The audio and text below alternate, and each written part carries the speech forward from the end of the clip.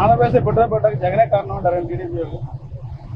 2 ఏళ్ల పరిపాలించిన జగను 4 సంవత్సరాలు 2 సంవత్సరాలు కరోనా పోయింది. 2 ఏళ్ళ పరిపాలించడంలో ఎన్నో పథకాలు ఎంతో మేలు చేశాడు పేద ప్రజలకి, అందరూ గుర్తుపెట్టుకున్నారు.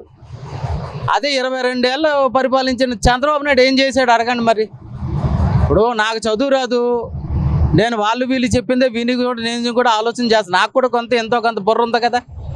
మరి ఏది చేశాడు పేద ప్రజలకు, ఏం చేశాడు అడగండి. ఏం చేశాడు చెప్పండి.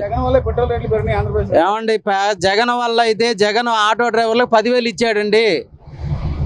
ఇదే చంద్రబాబు నాయుడు 200 రూపాయలు ఇచ్చాడు, రోడ్డు ట్యాక్స్ కట్ చేశాడు మాకు ఆటో డ్రైవర్లకి. ఆ రోజు అడగలేదు, ఈ రోజు అడగలేదు. మేము ఎవరిని అడుగుతాం చెప్పండి, ఎవరిని అడగాలి? ప్రజలు ప్రభుత్వానికి ఉండాలా, పేద ప్రజలకి హెల్ప్ చేయాలని. పెరుస్తుందో పోతే ఆత్మహత్యలు చేసుకోవడమే, ఇంకేం లేదు. ఎందుకంటే ఈ ప్రభుత్వం పట్టించుకోదు, అడిగి ప్రయోజనం లేదు.